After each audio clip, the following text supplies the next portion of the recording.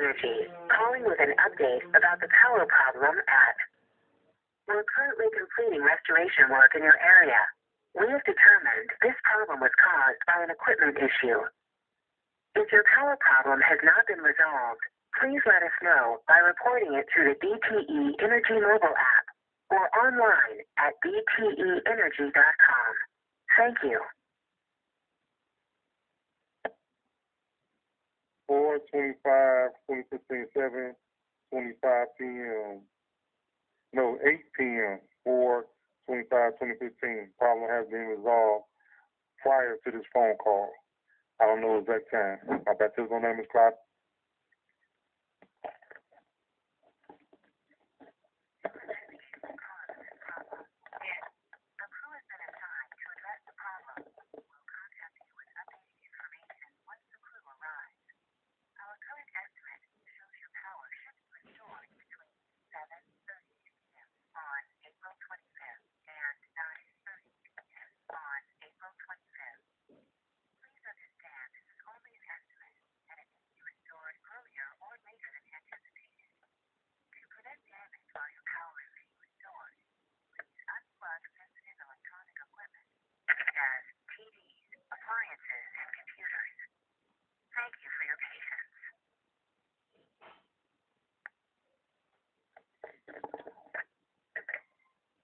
Today's date and time is 7:01 p.m. 4/25/2015.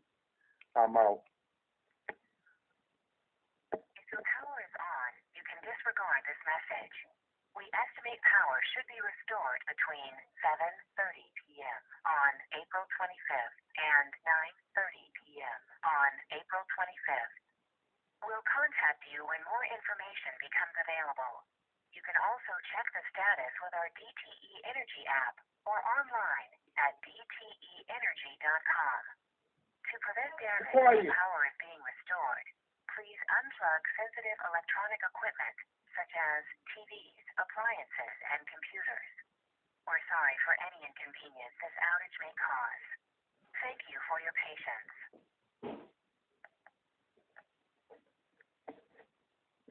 Now, today's date and time is 6:23 p.m., April the 25th, 2015. Now, the power is supposed to be off. The line, the backup battery is beeping. No power on in the house, but they're able to call the telephone line, but that's normal. That's why you're supposed to keep a landline phone, because when the power go out, your phone still works. But the cordless phone not working, the answer machine not working, nothing not working. So that's why it's important to keep this landline phone system, because downtown Detroit ripping up all the cable wires, and when power out shortage, when power go out, we're going to be hit. That wireless stuff isn't where it's at. Now, the answer machine not working, all the cordless phones not working, but the landline phone is still on. Now, how crazy is that? I'm out. My baptismal name is Clyde Darnell Lynch. All rights reserved without prejudice. I am Prince Clyde Darnell Lynch.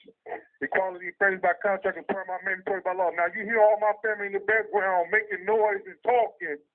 Now, that will give the authority figures, president, authority allegedly to ask my family members questions. Oh, they was in the background talking and making notes, so they know what you was doing.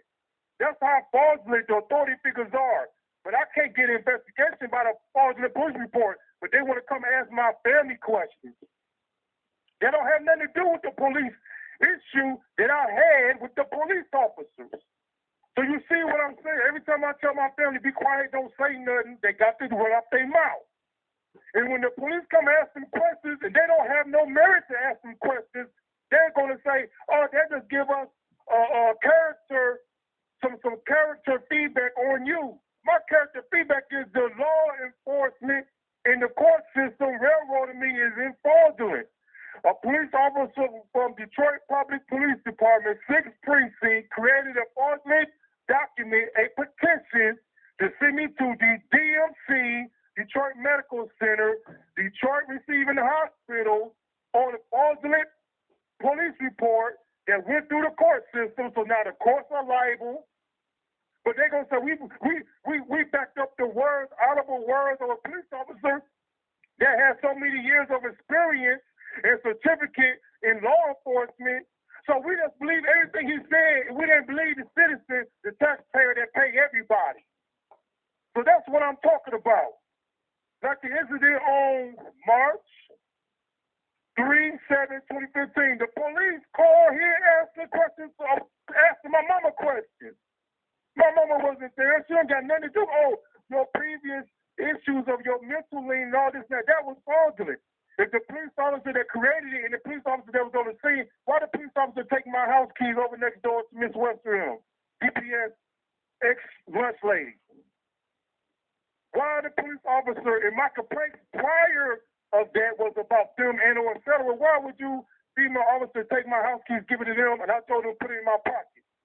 Took the keys off the couch, walked right next door, and handed them my keys to my home, car, everything. And while was ashes in my GMC ZR1 pickup truck, cigarette butts, and ashes in my ashtray. So who had access to my keys? Citizens, and or et cetera. Now they want to keep on asking my family. My family ain't got nothing to do with it. Like they come out, we want to go ask the people at the churches, do you have witnesses? The church don't have nothing to do with my issue. It's between me and the officer. The officer first positive words were, we got a call of somebody dancing in the street. Oh, you was dancing in the street. Oh, you fit the description. Description of what?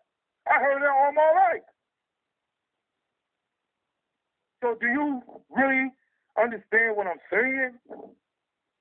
You don't need no character with the government employees, tax-paid service need to be character witness-wise as corrupt. Your character is all jacked up, but we still continue to pay them. So if your insurance ain't right, you go get new insurance. If your government ain't right, what are you going to do? Every war we ever had that American government was involved in, majority of it was or get control of the resources. Oh, but the Nazis, we went over there for the Jewish Holocaust, if it applied. But majority of every war we ever had, it was to get the resources, the control of the resources over there. It wasn't about no liberation. The military needed to liberate us, the United States citizens, against the American corporation government. The military needed to liberate us from their corruption and lack of and denial of due process when a legal constitutional complaint is created. That's what needs to be done. The fraudulent actions of governmental officials. Oh, Mike Duggan doing good for the city. Man, come on. DMC CEO, Secretary Gale didn't even want me to speak with him. Didn't want to take my complaint. Oh, the other people in the department is taking care of it. I told you they lying. And what they told you was a lie.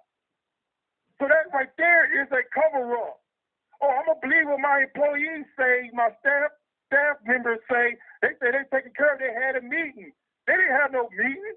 A complaint that I made to them, and oh, now they scared because CEO, administration is involved, not recipient rights anymore. So they just going to say, wow. They said, I told Gail, hey, it's a lie. The secretary to the CEO, Mike Duggan. I said, they lying. I called them. What you mean they have a meeting? They gonna call you for, y'all had a meeting. What, me going down there and making a complaint in person, sit on the phone and sending an email and hand delivering complaints, information that no one believes in, and or et cetera. Take a polygraph test. Oh, my occupational contract relieves me from that duty. Oh, so the oath of Hippocrates was violated. Oh, I don't know about that. The Constitution was violated. Business law was violated. What was violated? You know, everybody cover up from their own private public business, non-profit organizations, governmental agencies, and or that are corrupt citizens too. I'm out.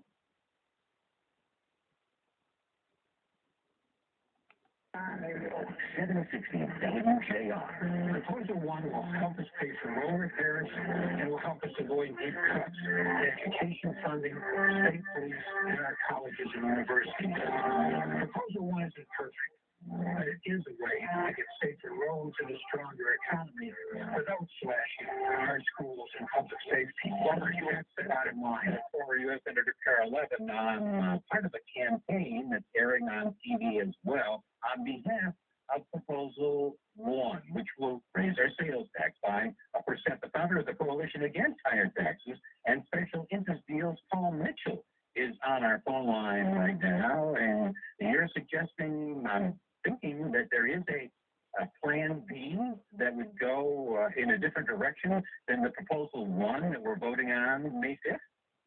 Hi, Warren. Good morning.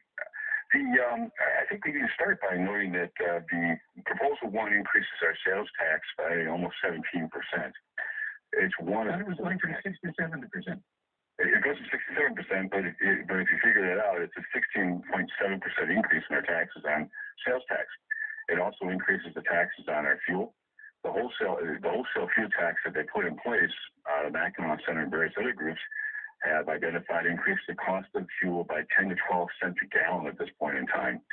It increased the taxes on our registration. The long and the short is that Michigan is in the bottom 6 of the country in terms of the total local and state tax burden on its citizens and businesses right now, before Proposal 1. We increased the taxes by $2 billion. I guarantee we're going to move nicely up that list or down that list. And that's not a good thing for economic development or our citizens. I mean, they're trying to pay the bills. Michigan's budget's gone up the last 2 years, 5 years, and 10 years, faster than the rate of inflation and faster than personal income. The only way that's happened is they're taking more out of our pockets. But we're not getting much to show for it in terms of things like our roads. And although the poor roads in this state are, and you're talking about the economy, is in fact threatening to, what should we say, derail the economic recovery that we're currently going through. There was some transportation research group came out with that study a little while ago that said 38% of the roads in our state are now in poor condition, and that's up almost 25% over the last 6 years or so. So how do we go about then fixing these roads if you don't want the sales tax to be raised by 1%? You cite that study, which is a TRIP study. You have to recognize, Warren, that group is, in fact, financed by the road builders, the state transportation departments, a variety of folks, and I would ask you, what did you expect them to say? They also said that a third of all fatal and serious traffic accidents are caused by road conditions. When you look at the study they looked at, the data was from 1979, and road conditions include rain, snow, sleet, deer. By the way, potholes or things like that weren't even mentioned as a road condition as a concern. So the reality is there's a variety of groups that are telling you a variety of things that to serve their needs. Let's put it that way. There's no one here arguing that our roads don't need to be fixed. That's not the argument. That's the argument they like to have, that if you don't want to sign on to this crummy deal, then you don't want to fix the roads. Not true. There's been no effort made or achieved by the legislature or the governor to save $1, $10, $1,000 in the state budget and put it into roads. And they're saying, if you want your roads fixed, we want $2 billion out of your pockets as citizens, of which, by the way, we're only going to spend at best in 3 years out, $1.2 billion on transportation, and that's not just the roads. The rest is going to be spent on a variety of other things. It was started out as a roads package on December 18th, and overnight it transformed into a partridge in a pear tree or a Christmas tree, and it cost the citizens $2 billion for a range of things that were supposed to be a road package. It's not anymore. Yeah. Well, obviously, for years, it's been well known that the roads are crumbling. Another statistic, I think I remember seeing 38% of our state and locally owned roads, and maybe 32% of the state and locally owned rural roads are in poor condition. Where would you, and these have to be fixed. Yeah, there's no doubt, as you suggested a little while ago. So where would you get the money to fix the roads other than raising the sales tax on May 5th? Well, you have to remember that on December 18th, the House and the Senate had plans that they put forward. The House plan was a zero revenue increase, or zero tax increase. It was revenue neutral. Yeah, it was like the lame duck session that was meeting at 2 o'clock in the morning, and they put all the things together. And the Senate proposed an increase in the gas tax. It was $1.2 billion for our roads, for transportation, in fact. The way I depict it is they played 6 games of Stanley Cup playoffs, beat each other up. They decided they didn't want to play Game 7, or they ran out of time for Game 7, and announced in the crowd, well, you all decide. It's not how it works, and the legislature needs to go back at it again this spring. The one thing Proposal 1 has done is brought to the fore that you and I both agree that our roads are crummy. Right. My guess is we could also agree that we need to finance them as responsibly as possible, and the first step is not just go for tax increase. The first step is look where you can, in fact, efficiently make more efficient use of taxpayer money, not throw it around like monopoly money. Second, which is make sure you're spending the money the taxpayers send you on the priorities the taxpayers give you. If they can't then get the job done, is then say, hey, here's what we're trying to do. We can't do it with this. We need more money. They haven't done step 1 and step 2. What they're saying is if you want your roads fixed, then send $2 billion, and of that $2 billion, we're going to spend about $700 million on things that you didn't talk about, or we didn't talk with you about as a priority, but we decided that's what we have to do to secure votes. I can tell you, Warren, wandering around the states, and I've spent a lot of time there wondering for roads the last 12 weeks. Yeah. The taxpayers are more than a little frustrated by that approach. But it seems Proposal 1, and we'll have to close it, is the only option. There is nothing else on the table. And they gave up. They gave up. They gave up working. Whatever it is, though, because if the vote's coming May 5th, and Michigan doesn't have time, you wouldn't think, to wait for another, maybe long, drawn-out battle on this particular issue. They're going to wait either way. The sound like there's more money programmed to spend this year on the roads already. So to suggest that, I've heard a lot the last 12 weeks. This is the last best chance. The reality is the voters get to determine what the last best chance is. The voters hire our legislators. We pay our legislators. We pay the folks in Lansing, and we get to decide when they're done. And I think May 5th they're going to decide this isn't done. And we're encouraging people to do is not only vote no, but call their state legislator, call their state senator, and tell them, just fix our roads. And this is what we expect you to do.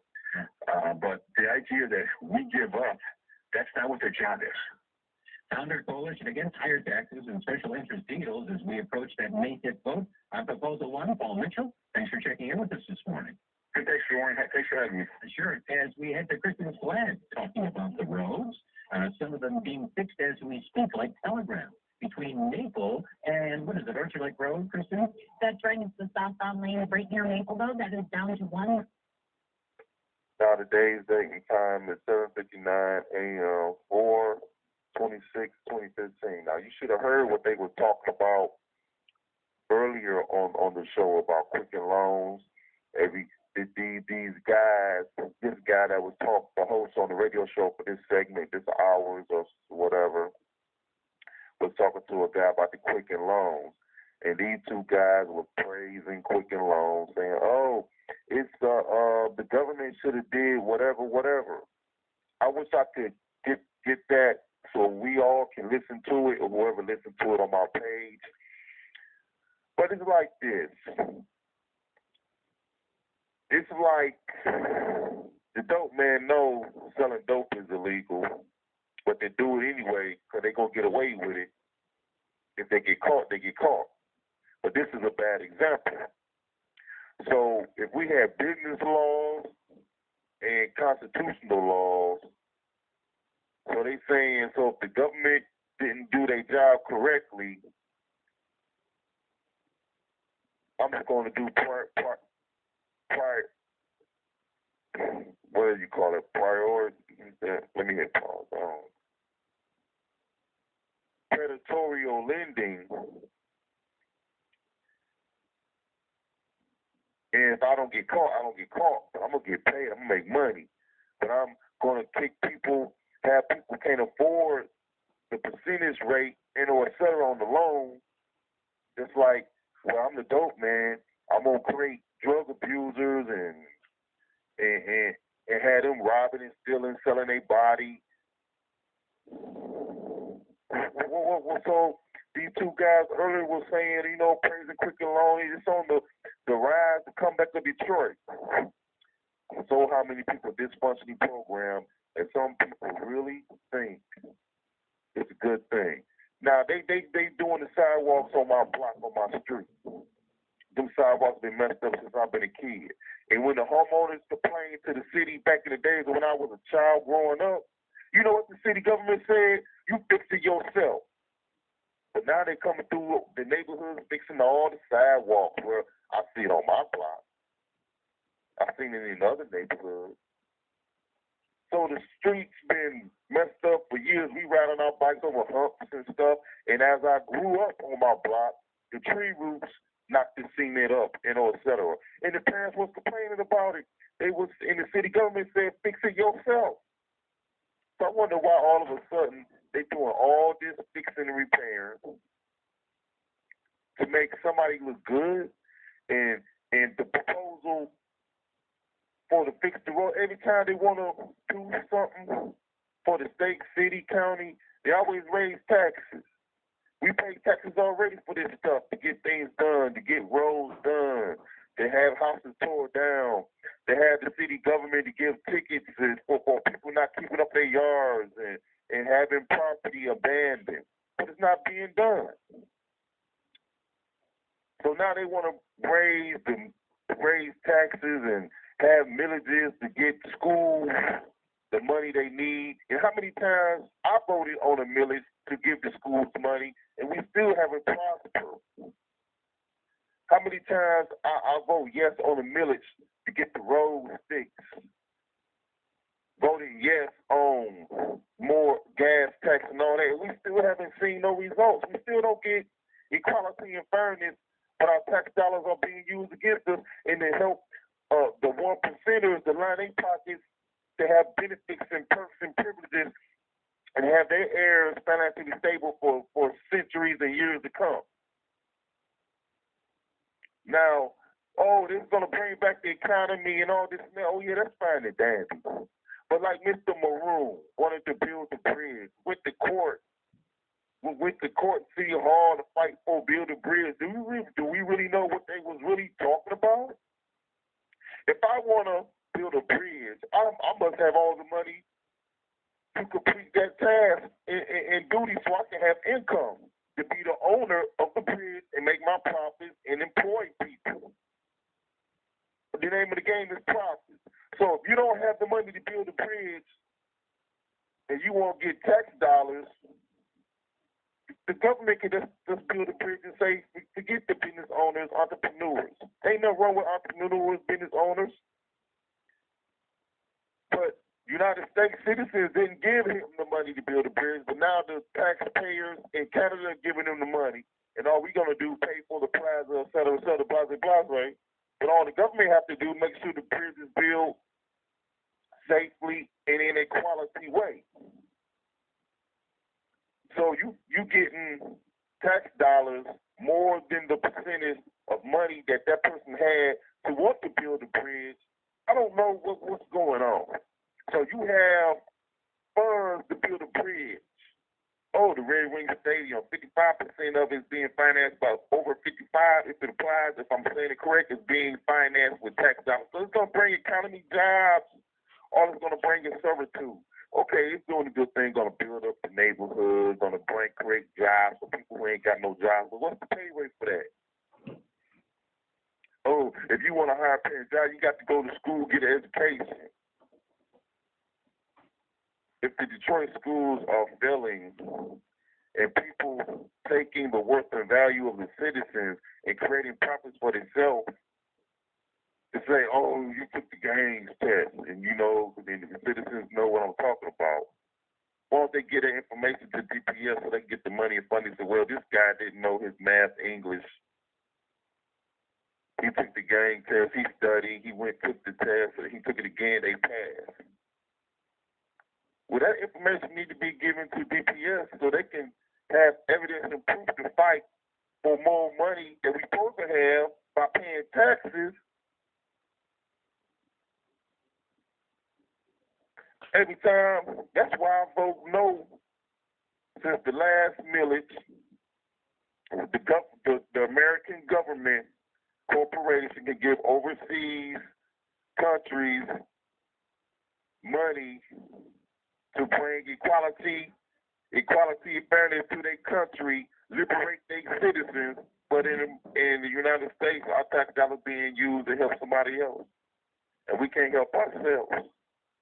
Now, if the situation is like this, you gave $101 billion to Ukraine taxpayer dollars or donated money. In the United States,